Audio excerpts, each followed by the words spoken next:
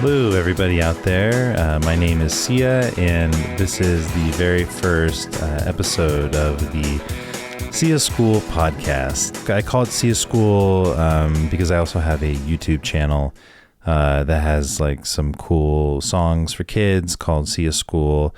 You know, something I started like 2 or 3 years ago when I left teaching as a way to share music and lessons.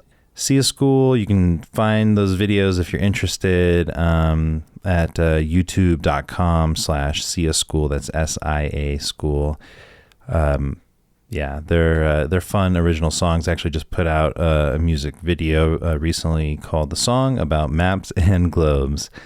But this particular podcast is not necessarily for students. It's more for just anybody who's interested in education.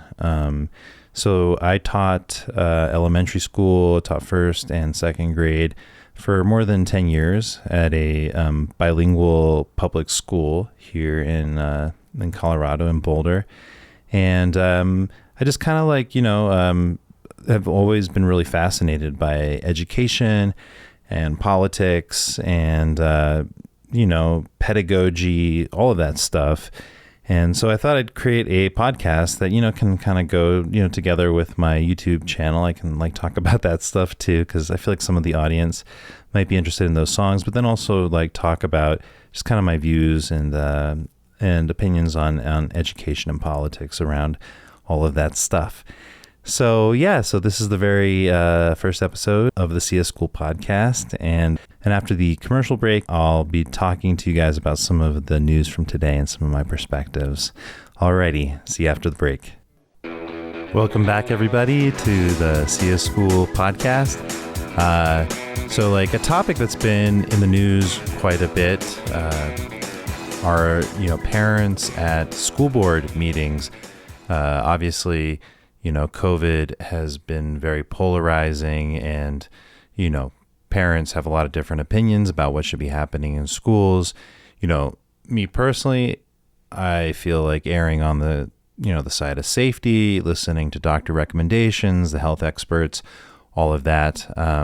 But a lot of parents have been super vocal about not wanting their kids to wear masks and against vaccine mandates, etc.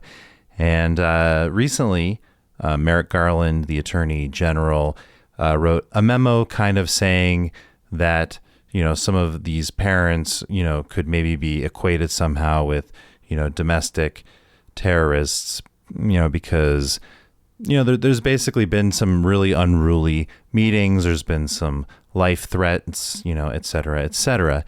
Now, I really don't think it's a good idea to demonize a whole group of parents. What it's had is the effect of making their movement stronger, getting that governor elected in Virginia.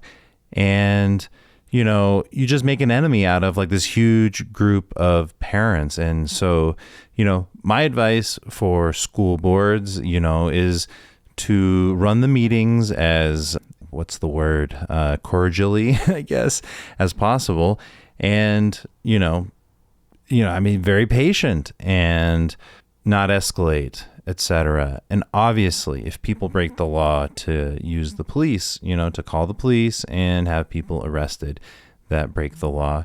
But I think creating a movement that's kind of against this whole big group of parents isn't really that helpful.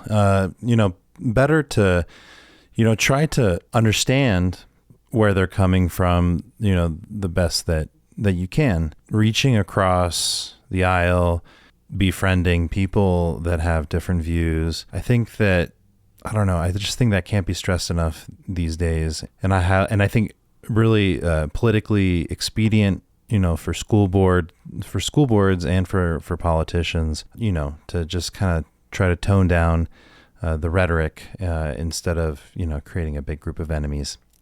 But, I'm super curious what you all think about this topic. I know that a lot of people disagree with me.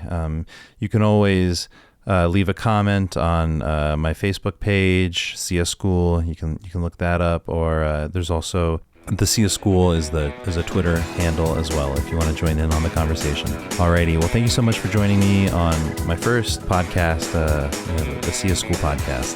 Have a great day. Bye-bye.